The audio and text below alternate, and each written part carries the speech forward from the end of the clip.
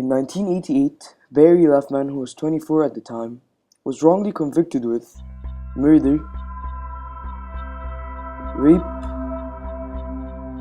and robbery.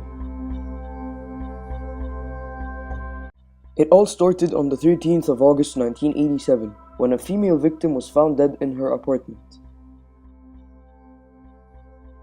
The victim was raped and suffocated with pills forced down her throat, and of course that ended her life. The police then immediately started their investigation and searched for a suspect or the one responsible of such crime.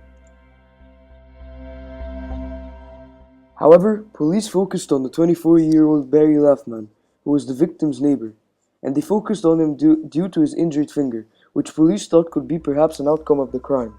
Barry Leffman was then taken for questioning, and due to his IQ of 70 and due to his functioning as a 10-year-old boy, Leffman confessed his crime, even though nothing in the crime scene related to him. Later on, in 1988, Barry Leffman was sentenced to jail for the remainder of his life, due to his false confessions.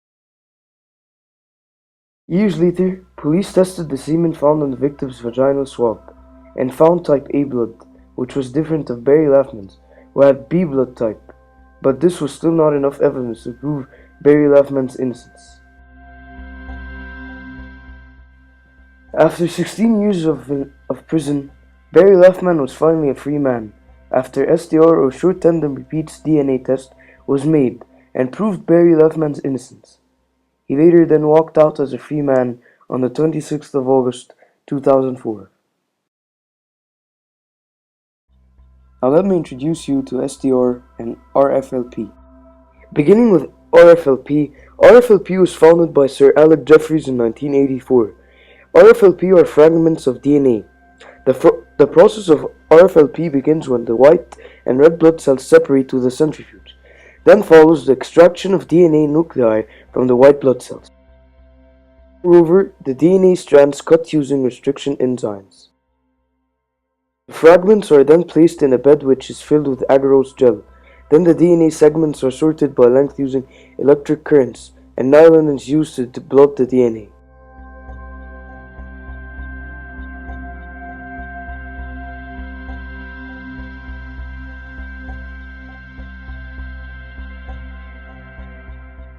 On the other hand, STR, or short tandem repeats, is found to be more efficient than RFLP, and it is the reason why Barry Leffman was proved to be innocent.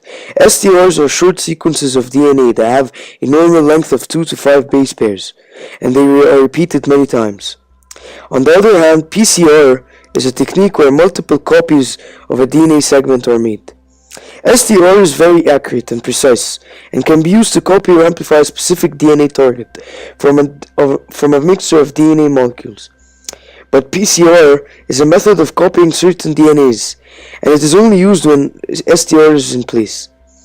STR looks at how many spaces are in the chromosomes, and it looks at 13 locations. However, PCR copies the 13 locations.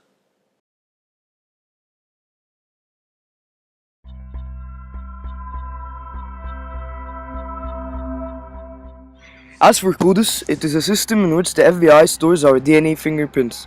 CODIS was established by the United States Congress in 1994, and it was a part of the DNA Identification Act of 1994.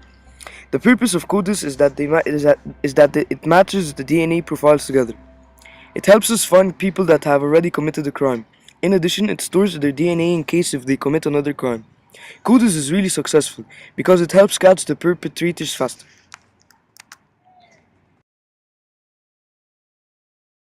At the end, I would like to say that investigators and police must be more cautious when accusing someone or coming out with conclusions, and must go through all the DNA tests and processes just like FRLP and STR, because all of their outcomes might be false and could ruin an innocent man's life, just like Barry Leffman's.